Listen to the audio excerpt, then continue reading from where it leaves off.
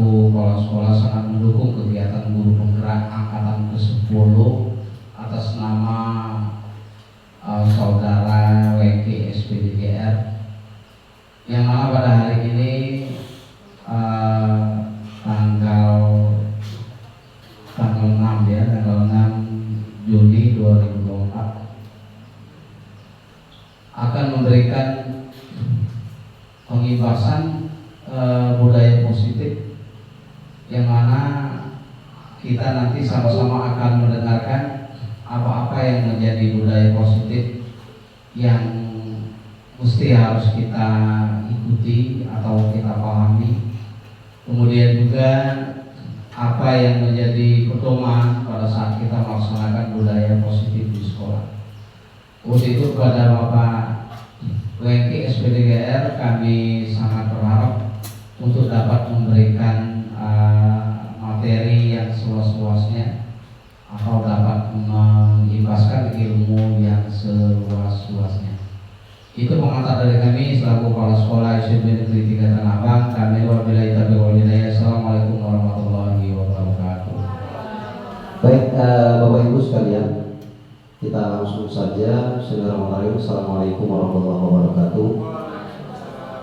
Kami ucapkan terima kasih kepada moderator yang telah memberikan kesempatan kepada kami untuk menyampaikan materi pembahasan terkait dengan modul 1.4 masalah atau materinya tentang budaya positif yang akan kami limpaskan ataupun berbagi kepemahaman kami dalam mengenai modul 1.4 budaya positif dari pendidikan guru penggerak angkatan ke-10 Kabupaten Purwakarta Provinsi Riau. Yang kami hormati di sini Bapak Kepala Sekolah SMP Negeri 3 Tanah Abang, Bapak Sumatera SPD MSI, kemudian yang kami hormati Bapak Ibu Dewan Guru dan staf yang sempat hadir dalam acara pembahasan ini yang kami hormati. Pertama mari kita panjatkan puji syukur kehadirat Allah Subhanahu wa taala karena kita masih diberikan kesehatan dan kesempatan untuk bisa berkumpul di sini dalam rangka diseminasi pembahasan modul 1.4 tentang budaya positif dari materi pendidikan guru penggerak angkatan ke-10 Kabupaten Purwakarta Provinsi Riau. Kami izin Bapak Ibu untuk menyampaikan materinya.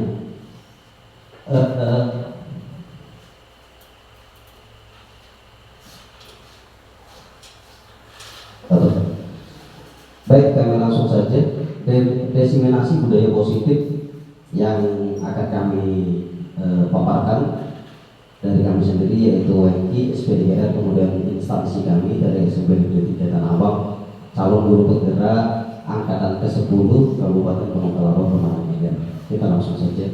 Dari budaya positif sesuai dari materi kita pada hari ini. Penerapan positif yang telah kita terapkan. Oke. Budaya positif di sekolah yaitu nilai-nilai kebiasaan di sekolah yang berpihak kepada peserta didik agar mereka dapat berkembang menjadi pribadi yang kritis, penuh hormat dan tanggung jawab. Jadi ini adalah budaya positif.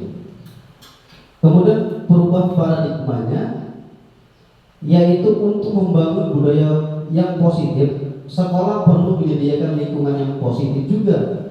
Menyediakan lingkungan yang aman, nyaman agar murid mampu berpikir, bertindak, dan menciptakan dengan merdeka, mandiri, dan bertanggung jawab. Kemudian paradigma yang kedua yaitu kaitan dengan disiplin dikaitkan dengan kontrol. Dalam hal ini kontrol guru dalam menghadapi peserta didiknya. Kita lanjut. Nah, perubahan paradigma teori kontrol. Jadi teori kontrol ini menurut Dr. William Besser dalam kontrolnya untuk meluruskan miskonsepsi tentang kontrol. Yang pertama, ilusi guru mengontrol murid. Itu hanya ilusi. Guru tidak bisa mengontrol murid. Nanti kita akan berbagi memahami dengan games yang akan kami terapkan pada slide berikutnya. Kemudian ilusi bahwa semua penguatan positif, efektif, dan bermanfaat. Yang ketiga, ilusi bahwa kritik dan membuat rasa bersalah mampu menguatkan karakter. Yang keempat, ilusi bahwa orang dewasa berhak memaksa. Itu hanya sebuah ilusi. Nah, baik Bapak Ibu, kita games terlebih dahulu. Saya dua orang untuk maju ke depan sebagai relawannya. Nanti baru akan saya jelaskan kaitan dengan teori kontrolnya. Silakan Bapak Ibu, silakan. Ada yang mau? Ya, satu orang. Dulu satu kali. Tom, satu kali. Siap, oke, menang. Oke, yuk konsentrasi. Langsung. Iya, langsung.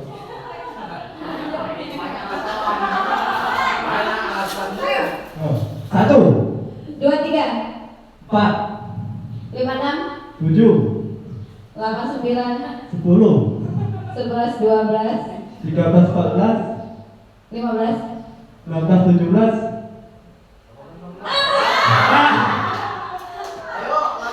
18, 19. 20. Oke, baik. Jadi pemenangnya adalah Pak Satria. Oke, kita cukup gamesnya. Kita lanjutkan masih di depan Ibu Nanda dan Pak Satria. Kita lanjutkan pada games kedua, yaitu kita masuk pada teori kontrol. Kalau tadi kita ini untuk melanjutkan ya. Sekarang yang menang, tadi siapa yang menang? Pak Satria. Pak Satria silakan genggam tangannya, satu tangan saja. Ya, instruksinya seperti saya bacakan. Salah satu dari kalian silakan menekan atau menggenggam satu tangan sekuat-kuatnya. Kemudian teman yang satunya lagi ataupun yang lainnya berusaha sekuat tenaga. Silakan untuk menggunakan berbagai cara untuk membuka tangan teman yang sedang terkepal. Boleh dirayu, boleh dikritik, boleh dibagaimana, silakan. Pak Satria, saya sampaikan, katakan Pak Satria, yang di dalam genggaman kamu itu adalah sebuah hal yang berharga bagi kehidupan kamu. Ya, sebuah yang berharga bagi kehidupan kamu. Ya, silakan. Oke, mulai 1, 2, 3, silakan. Ya, bebas. Mau pakai rayuan boleh, mau kata-kata boleh, silakan. 1 sampai 10 ya. 2, silakan. Mau ayu boleh, mau pakai kata-kata boleh, silakan. Boleh, silakan. Mau dikritik silakan. Ya, ayo. 4, ayo 5, ayo cepat. 6, ayo 7, ayo. Pokoknya yang dalam genggaman kamu itu adalah hal yang berharga, Pak Satria. Ya, Mas permata boleh, mutiara boleh, yuk, boleh. Pokoknya Pak Satria juga berhak untuk melakukan usahanya juga ya. Ya, silakan. Oke, cukup. Tidak ada usaha kayaknya. Apa mau merayu atau mau menggunakan kata-kata, tidak. Cukup menyerah, tidak terbuka. Oke. Oke, terima kasih untuk Pak Satria dan Ibu Nanda sudah kembali. Ya. Oke, baik Bapak Ibu. Kita masuk pada materi teori kontrol dari games yang kita tadi. Ini kalau mau games berhitung adalah untuk games teori kontrol ini, Bapak Ibu sekalian. Kita lanjut ya. Oke, bisa kita mengontrol seseorang. Mengontrol seseorang seperti Ibu Nanda tadi mau membuka tangan, mau membukakan tangan Pak Satria, bagaimana caranya mau bisa tangan Pak Satria itu bisa terbuka tanpa Satria bersikeras atau berusaha kuat tenaga juga, jangan sampai atau berusaha tidak terbuka kepala tangannya itu. Artinya di sini Ibu Nanda bisa tidak mengontrol Pak Satria untuk membuka, tidak bisa. Siapa yang bisa mengontrol kita? Diri sendiri. Itulah namanya teori kontrol. Artinya Bapak Ibu sekalian, yang merubah seseorang, ya, yang bisa merubah seseorang itu adalah dirinya sendiri. Orang lain tidak bisa merubah seseorang. Itulah namanya dalam teori kontrol. Seperti ini, kita mencoba mengubah orang agar berbanding sama dengan kita. Di teori kontrol kita berusaha memahami pandangan orang lain tentang dunia. Artinya di stimulus responnya Kita tidak bisa menyamaratakan orang dengan kita, ya, karena di teori kontrolnya itu kita harus berusaha memahami pandangan orang lain tentang dunia. Kemudian pada stimulus respon kedua, perilaku buruk dilihat sebagai suatu kesalahan. Perilaku buruk dilihat sebagai suatu kesalahan. Di teori kontrolnya apa? Semua perilaku memiliki tujuan. Ya, kita ambil lagi contoh yang ini. Orang lain mengontrol saya, atau kita lanjut pada yang itu karena itu masih. Saya bisa mengontrol orang lain. Di teori kontrolnya, Anda tidak bisa mengontrol orang lain. Ya, karena di sebelumnya orang lain bisa mengontrol saya. Hanya Anda sendiri yang bisa mengontrol diri Anda. Itulah dalam teori kontrol. Artinya yang bisa mengendalikan, yang bisa mengontrol kita, yang bisa mengubah perilaku itu hanya diri kita sendiri. Oke, lanjut ya Bapak Ibu. Paham ya di sini Bapak Ibu tentang kontrol ya? Oke. Sekarang kita masuk pada apa makna disiplin. Nah, ini Bapak Ibu sekalian, kata disiplin ini sering dikaitkan dengan tata tertib, ya, teratur, kepatuhan pada peraturan. Kata disiplin ini juga sering dihubungkan dengan adanya hukuman. Padahal itu sungguh berbeda, karena belajar dengan disiplin tidak harus dengan memberikan hukuman. Ini berbanding terbalik semua dengan apa yang sudah kita terapkan di realitas kehidupan kita. Ya, maka kita harus sedikit demi sedikit bertahap, kita harus bisa mengubah mindset. Makanya dalam judulnya tadi, perubahan paradigma. Oke, Ki Hajar Dewantara menyatakan bahwa untuk mencapai kemerdekaan atau dalam konteks pendidikan kita saat ini dan untuk menciptakan murid yang merdeka, syarat utamanya adalah disiplin yang kuat. Disiplin yang dimaksud adalah disiplin diri dengan motivasi internal.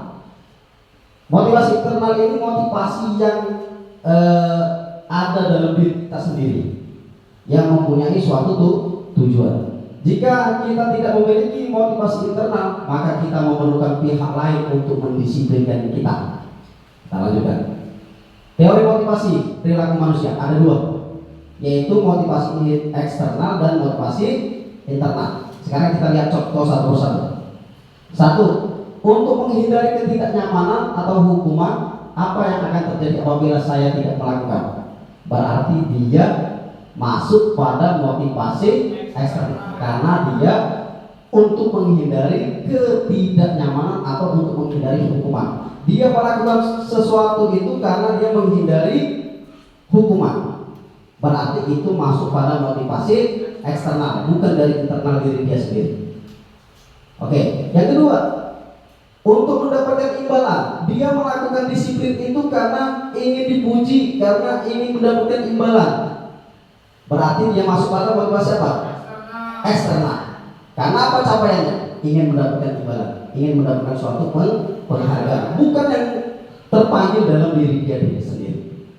Yang ketiga, untuk menghargai diri sendiri, untuk menjadi insan sesuai harapan kita. Misal, saya akan menjadi orang yang seperti ini apabila saya melakukan. Artinya, ada keinginan maju dalam diri dia terkait dengan peningkatan sikap, bukan terkait dengan imbalan atau menghindari suatu hukuman. Maka inilah yang kita maksud pada motivasi internal, motivasi yang ada dalam diri dia sendiri untuk kemajuan dia di diri sendiri. Lanjut ya Bapak Ibu. Ini agak cepat sedikit. Kemudian nilai-nilai kebajikan universal. Sebenarnya nilai-nilai kebajikan universal ini kalau di dalam modulnya itu ada 6 institusi atau 6 yang menjadi dasar. Ini kita ambil satu saja, yaitu profil pelajar Pancasila, yaitu berintak, bernalar kritis, ya, berkebinekaan, bergotong royong, dan ada namanya mandiri. Itu adalah dimensi profil pelajar Pancasila yang menjadi nilai-nilai kebajikan universal. Nah, ini budaya positif, lingkungan positif, keyakinan kelas, peraturan kelas. Oke, Bapak Ibu sekalian, keyakinan kelas, hukuman, dan penghargaan kita lihat satu persatu. Mengapa tidak peraturan saja? Mengapa harus keyakinan kelas? Ya, Mengapa kita memiliki peraturan harus menggunakan helm di saat mengendarai kendaraan roda 2? Mengapa kita memiliki peraturan 3M, menggunakan masker, mencuci tangan, menjaga jarak? Mengapa kita memiliki peraturan harus datang tepat waktu? Nah, untuk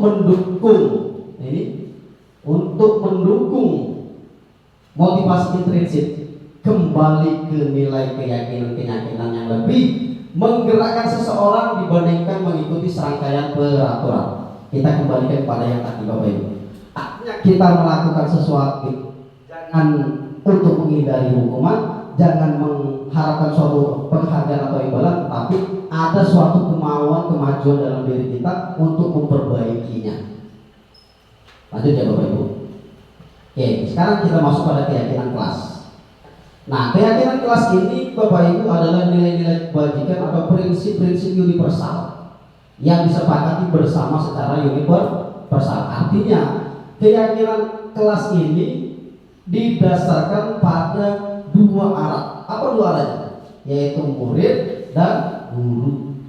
Artinya tidak sepihak, tidak satu arah. Kalau biasanya tata tertib dan peraturan itu biasanya hanya satu arah. Hanya guru saja yang menentukan kamu tidak boleh ini. Tapi kalau pada keyakinan merumuskan adalah secara bersama-sama antara murid dan guru. Menurut dosen tahun 1998, suatu keyakinan akan lebih memotivasi seseorang di dalam ataupun intrinsik, seseorang akan lebih bersemangat untuk menjalankan keyakinan tersebut daripada hanya sekedar mengikuti serangkaian dari peraturan. Jadi keyakinan kelas ini murid-murid akan lebih senang melaksanakannya daripada kita membuat suatu peraturan. Nanti akan kita menimbulkan pemahaman yang lebih detail. Kita lanjut. Nah, pembentukan keyakinan kelas. Yang pertama, keyakinan kelas itu bersifat abstrak daripada peraturan yang lebih rinci dan konkret. Yang kedua, keyakinan kelas itu berupa pernyataan-pernyataan. Yang ketiga, pernyataan keyakinan kelas itu senantiasa dibuat dalam bentuk kata positif. Kata positif ya Bapak Ibu, bukan kata negatif. Kalau misalnya tidak boleh datang terlambat itu kata negatif. Ya, seperti itu. Nanti kita akan ada contoh keyakinan kelas.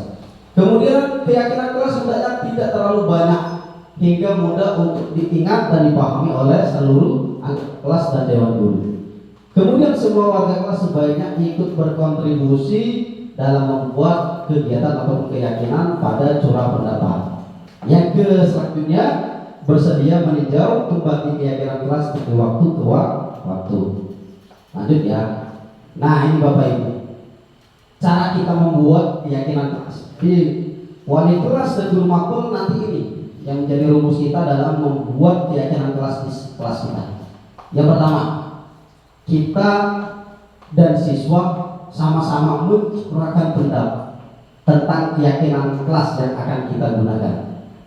Yang kedua, kita dan siswa mencatat semua masukan. Kita mau mencatat semua masukan yang disampaikan oleh siswa maupun guru. Yang ketiga, menyusun keyakinan kelas dengan prosedur dan kondisi. Yang keempat, mengganti kalimat negatif menjadi kalimat positif. Yang kelima, tinjau ulang keyakinan kelas bersama-sama. Yang keenam, setelah sudah benar, maka dipersilakan untuk disetujui dan ditandatangani oleh anggota kelas dan guru. Artinya ada kesepakatan. Kemudian yang terakhir, tempelkan atau pajang di dinding kelas yang mudah terlihat oleh anggota kelas dan siswa. Nah, ini Bapak Ibu, contoh keyakinan kelas. Pertama, kita mau menerapkan disiplin, ya. Apa kata-katanya? Datang tepat waktu di sekolah. Tidak ada kata negatif. Yang kedua, mengerjakan tugas tepat waktu. Tidak ada kata awal negatif. Yang ketiga, mengikuti kegiatan upacara. Yang keempat, memakai seragam sesuai dengan jadwal. Ya. Yang kelima, menggunakan kata-kata yang sopan. Ada tidak kata negatif? Tidak. Ini dalam kita merumuskan suatu kalimat keyakinan kelas. Kalau religius dan lain sebagainya, jadi kami akan skip ya Bapak Ibu ya. Nanti akan kami bagikan di materi. Oke, lanjut Bapak Ibu. Ini perbedaan peraturan dan keyakinan kelas. Supaya kita tahu, oh ini peraturan, oh ini keyakinan kelas. Kalau peraturan Bapak Ibu selalu kembalikan buku ke tempatnya. Itu adalah peraturan. Kalau keyakinan kelasnya yaitu tanggung jawab mengembalikan sesuatu pada tempatnya, itu ada tanggung jawab kita yang mengambil, kita yang mengembalikan. Yang kedua, dilarang mengganggu orang lain. Itu kata negatif pada peraturan. Tapi pada keyakinan kelasnya menghormati orang lain dan diri sendiri. Tujuannya sama. Tapi dia tidak menggunakan kata negatif Bapak Ibu. Hadir di sekolah 15 menit sebelum pembelajaran, menghormati orang lain dan komitmen pada tujuan. Ini perbedaan antara peraturan dan keyakinan kelas. Kita lanjut Bapak Ibu. Kita lanjutkan saja. Nah, dihukum oleh penghargaan. Pengaruh jangka pendek kita lewatkan. Ini bentuk apresiasinya Bapak Ibu sekalian. Ya, ini kita lanjutkan juga. Nah, tindakan guru. Nah, sekarang kita merumuskan Bapak Ibu. Coba Bapak Ibu nanti silakan. Tindakan guru ya, mencatat 100 kali di dalam buku kalimat saya tidak akan terlambat lagi karena terlambat ke sekolah. Itu termasuk hukuman konsekuensi. Hukuman. Yang kedua, lari mengelilingi lapangan basket 2 kali karena terlambat hadir di sekolah. Hukuman. Yang ketiga, murid diminta untuk push up 15 kali karena tidak menggunakan masker ke sekolah. Hukuman. Mengganti kertas tugas teman yang telah dicoret-coret. Konsekuensi. Membersihkan tumpahan air di meja karena tersenggol. Konsekuensi. Meminta murid tidak mengenakan sepatu seharian di sekolah karena tidak mengenakan sepatu hitam. Nah, ayo. Hukuman atau konsekuensi? Ayo. Hukuman. Oke, nanti kita lihat ya. Lari mengelilingi lapangan basket 2 kali karena terlambat 10 menit untuk pelajaran PJOK. 1, 2, 3. Apa perbedaan hukuman dengan konsekuensi kalau kita lihat dari pernyataan sebelumnya? Ayo secara logika saja.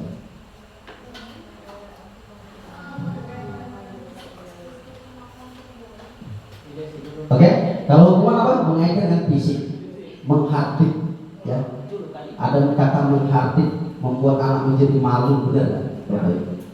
Tapi kalau konsekuensi, lanjutan dari tindakan. Misal, tadi dia tidak olahraga atau terlambat olahraga ya, maka hubungannya dengan olahraga. Tumpahan air, apa konsekuensinya? Membersihkan.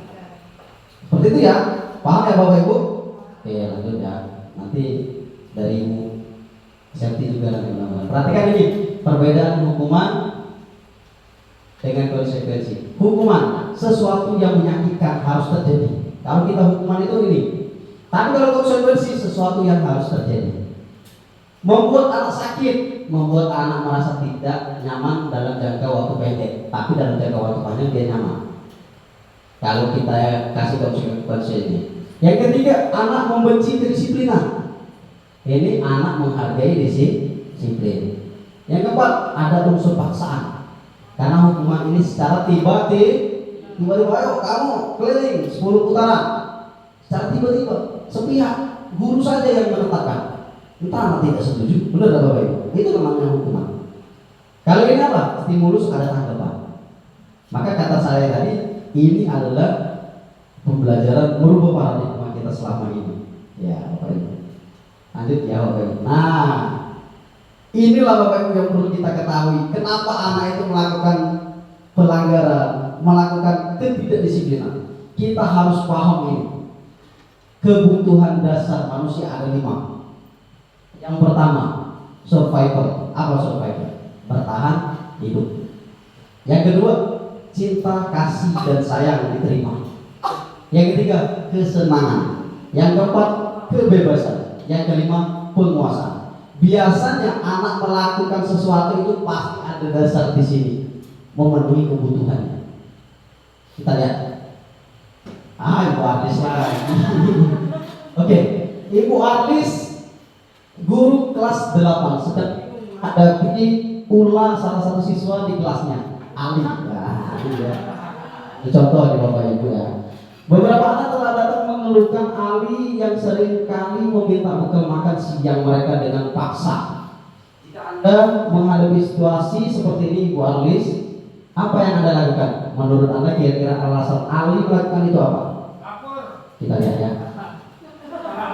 Oke, dalam konteks penerapan disiplin positif Ibu Arlis sebaiknya sangat tahu alasan Ali melakukan tindakan tersebut agar mengetahui kebutuhan mana yang sedang berusaha dipenuhi.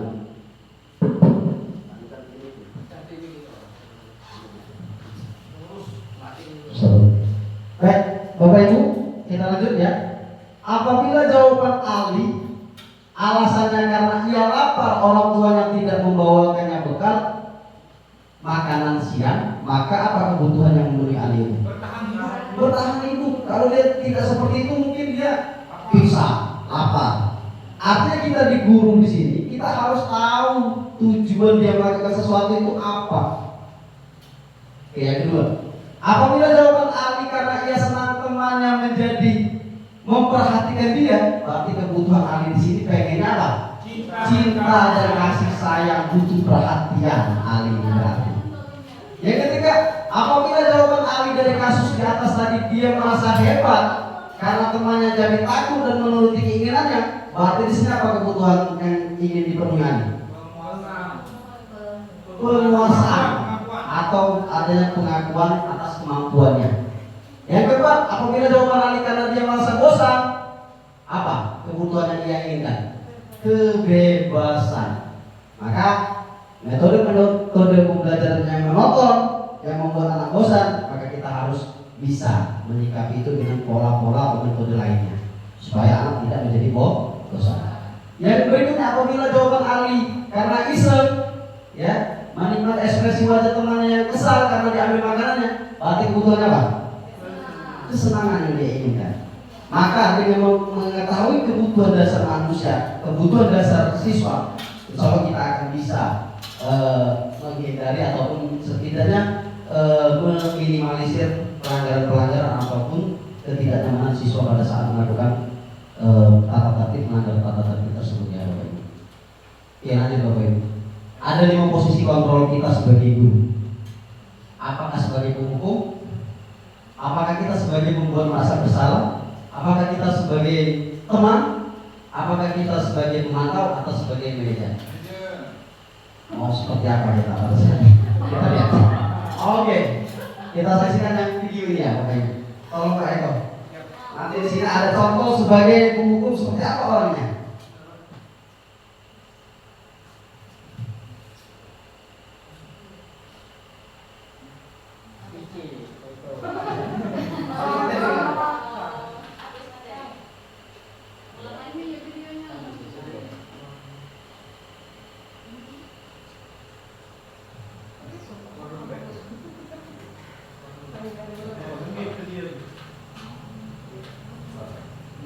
Jadi kita langsung ke spesifik ya, biar Bapak Ibu, oh ternyata ini posisi penghukum, berarti saya selama ini sebagai penghukum.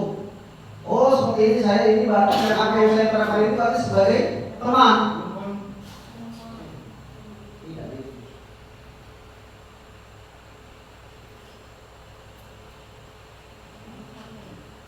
Ya Bapak Ibu.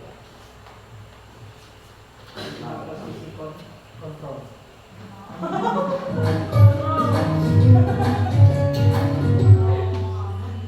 Salah salah atas posisi tersebut.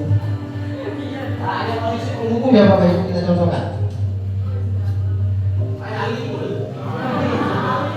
Nah, ini guru pikirnya.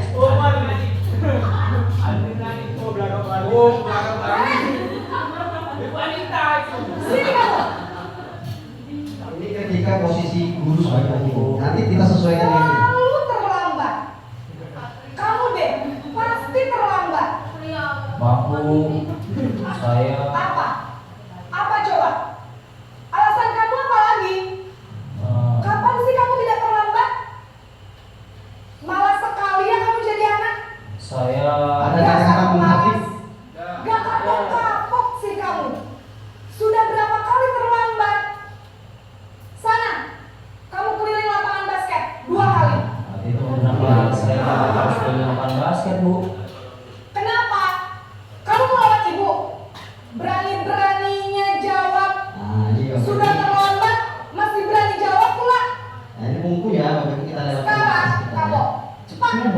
dengan nada Bapak Guru hebatku. Ada. Oke Bapak Ibu, posisi sebagai pembuat bersalah.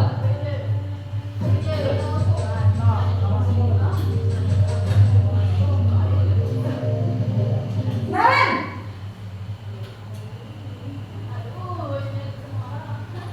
Selamat pagi Bu. Naren, kamu kenapa terlambat lagi, Nak? Dikit ya. Ya Tuhan, Naren. Kamu senang ya bikin ibu susah ya? Nah, ada yang Kalau membuat kamu rasa bersalah. terlambat lagi, nanti ibu yang ditegur bapak kepala Nah, sekolah, nanti dia Nak. akhirnya dimarah oleh Disangka kepala ibu sekolah. tidak bisa membina kamu. Duh, gimana ini? Maaf Bu. Duh, Gusti Naren. Kamu suka Oke, kita ya? ngambil intinya saja Bapak Ibu. Sudah dapat ya intinya ya? Oke, kita lanjut ya Bapak Ibu. Salah. Murid Oke, ini sebagai Naren, ya sebagai posisi lemah. Nah, ini yang posisi lemah.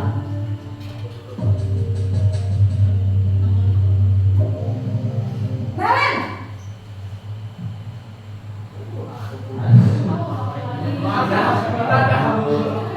Wah, sudah jam berapa ini, Nak?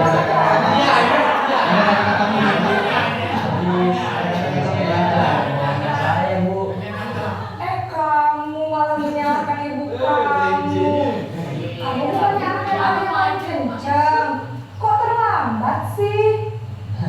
Iya Bu. Saya memang terlambat bangun tadi. Jadi biarpun saya lari kencang, tetap gak kenceng Bu. Terlambat lagi. Bikin seneng ibu. Demi ibu. Bisa kan?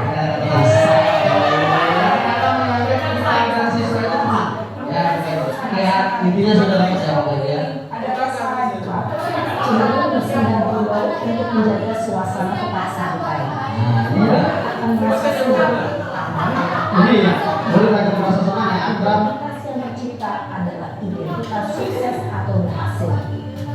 Namun, perlu diingat, karena ini masih dalam rangka ada faktor ketergantungan dari murid tertentu. Oke, kita lanjut posisi pemantau.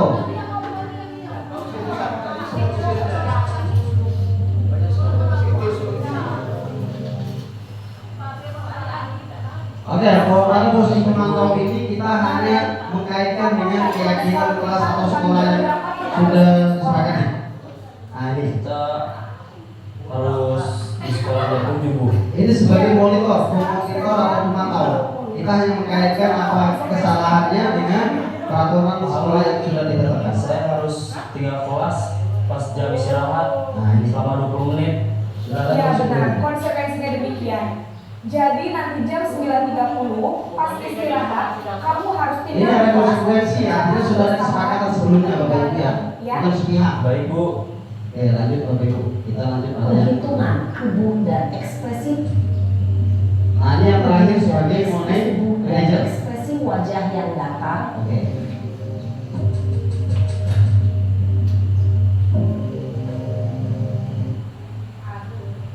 Masuknya jam 7, sekarang sudah jam 7.20. Jadi sekarang bagaimana ini, Naren?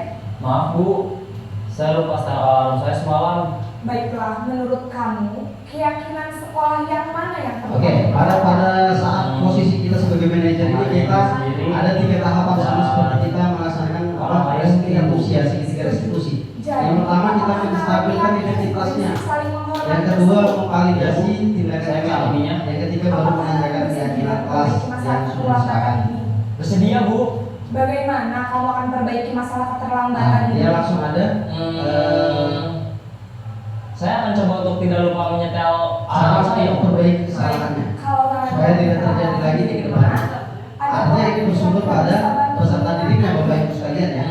Mempunyai ide, mempunyai gagasan tentang cara Saya. memperbaiki kesalahan. Kak Emma. ada lagi selain KM? Selain Oke, ya. cukup Bapak Ibu ya. Kita lanjut. Oke, kita masuk pada restitusi. Nanti Bu Septi juga dari awal juga karena dalam video juga dari awal ya. Baik Bapak Ibu, apa itu restitusi? Restitusi adalah proses menciptakan kondisi bagi murid ya untuk memperbaiki kesalahan mereka sehingga mereka bisa kembali pada kontrol mereka dengan karakter yang lebih kuat. Artinya mereka bisa memperbaiki diri sendiri ini, kesalahan mereka sendiri ini dari kelompok mereka atau dari kontrol mereka. Ya Bapak Ibu ya. Ada tahapannya. Ini Bapak Ibu. Ini di sini tadi. Nah, 9 ciri restitusi. Yang pertama, bukan untuk menebus kesalahan, namun untuk belajar dari kesalahan. Yang kedua, memperbaiki hubungan. Yang ketiga, tawaran bukan paksaan. Yang keempat, restitusi itu menuntun untuk melihat ke dalam diri. Yang kelima, restitusi itu mencari kebutuhan dasar yang mendalam. Restitusi itu adalah cara yang paling baik untuk memperbaiki diri. Yang ketujuh, restitusi berfokus pada karakter bukan tindakan. Yang kedelapan, restitusi itu fokus pada solusi. Yang kesembilan, restitusi itu mengembalikan murid yang berbuat salah pada kelompoknya. Jadi dia bukan dihardik, bukan didiskriminasi, tapi dikembalikan lagi pada kelompoknya untuk dia bisa memperbaiki dengan cara sadar, kembalikan pada kontrol diri sendiri dan dia. Oke Bapak Ibu, segitiga restitusi. Jadi Bapak Ibu, kalau kita menangani siswa dalam menangani suatu kasus atau permasalahan siswa, ini bisa menjadi suatu upaya, yaitu menerapkan segitiga restitusinya. Ya, yang pertama, menstabilkan identitas. Bagaimana cara kita menstabilkan identitas? Setiap orang itu pasti pernah melakukan kesalahan. Kita bisa menyampaikan, Ali, setiap orang itu pasti melakukan kesalahan. Bapak sendiri pernah melakukan kesalahan. Seperti itu. Ada kata-kata seperti itu. Yang kedua apa? Kamu bukan satu-satunya yang pernah melakukan ini. Artinya ada suatu bentuk supaya dia itu tidak merasa terkucil ya Bapak Ibu. Artinya bukan kamu sendiri yang sering melakukan ini, ada lagi seperti itu. Kemudian pada tahap fasilitasi tindakan yang salah ini Bapak Ibu ada dua juga. Kamu tentu punya alasan, artinya kita menanyakan alasan apa dia melakukan ini Bapak Ibu. Pasti tidak ada alasan. Yang ketiga yaitu menanyakan keyakinan kelas. Nilai-nilai apa yang telah disepakati, keyakinan kelas apa yang sudah disepakati, sesuai atau tidak dengan apa yang sudah kita sepakati. Ya, ini ya Bapak Ibu ya. Kata-kata menstabilkan identitas ini ya. Berbuat salah itu hal yang manusiawi. Tidak ada manusia yang sempurna. Itu kata-kata kita dalam menstabilkan identitas. Lanjut. Validasi tindakan. Kamu bisa saja akan melakukan hal yang lebih buruk, tapi kamu tidak melakukan itu. Artinya tidak bisa menggunakan kata-kata. Kamu pasti punya alasan mengapa kamu melakukan ini. Nah, itu contohnya ya Bapak. Kita lanjut pada menanyakan keyakinan. Ini contohnya kata-kata Juni. Apa nilai yang kita percaya di kelas kita atau sekolah kita? Sepakati, ya. Kelas yang ideal seperti apa sih? Artinya kita menanyakan tentang keyakinan kelas yang sudah disepakati. Oke. Selesai Bapak Ibu sekalian. Terima kasih atas segala perhatiannya. Kami kembalikan kepada moderator. Kami akhiri dengan billahi. Assalamualaikum warahmatullahi wabarakatuh. Pelajaran apa yang didapat Bapak Ibu dalam sesi diseminasi tentang budaya positif ini? Itu ya. Kemudian yang kedua, bagaimana perasaan Bapak Ibu menanyakan tentang perasaan? Apakah senang? Apakah sedih karena nasinya belum datang? Atau seperti apa? Iya. Kemudian pertanyaan yang ketiga, kira-kira pada tahap sekarang posisi kontrol seperti apakah yang Bapak Ibu terapkan ketika menangani suatu kasus atau permasalahan? Assalamualaikum warahmatullahi wabarakatuh. Baiklah, di sini saya memilih acak Pak Weng. Boleh. Nomor 2. Nomor 2, bagaimana perasaan Bapak atau Ibu selama mengikuti kegiatan diseminasi tentang budaya positif hari ini? Perasaannya senang yang pertama. Terus banyak pembelajaran yang terutama saya dapatkan. Pembelajaran itu dalam hal pertama mengenai budaya positif yang nantinya bisa diterapkan di sekolah kita, terutama kepada siswa yang sering melakukan kesalahan. Bagaimana cara kita mengatasinya, terus bisa membedakan mana hukuman, mana konsekuensi, dan itu sebenarnya kita sudah banyak melakukan hukuman selama ini. Nah, dari materi yang sudah disampaikan Pak Wengki dan Ibu Septi, jadi untuk ke depan kita bisa mengganti dari hukuman menjadi konsekuensi, dan itu akan menjadikan siswa itu jauh lebih baik dari sebelumnya. Terima kasih. Wassalamualaikum warahmatullahi wabarakatuh. Assalamualaikum warahmatullahi wabarakatuh. Perkenalkan, nama saya Eko Mardianto. Saya akan menjawab refleksi yang pertama. Pembelajaran apa yang didapatkan dari kegiatan diseminasi tentang budaya positif hari ini? Alhamdulillah, selama mengikuti kegiatan diseminasi hari ini, banyak sekali yang saya dapatkan, terutama dalam hal bahwa kita sebagai seorang guru harus berperan sebagai fasilitator ataupun menurut Kiai Jari Utara, kita tidak bisa memaksa anak untuk menjadi apa yang bukan kodrat mereka, karena sudah ada kodrat alamnya. Terima kasih. Saya akhiri. Assalamualaikum warahmatullahi wabarakatuh.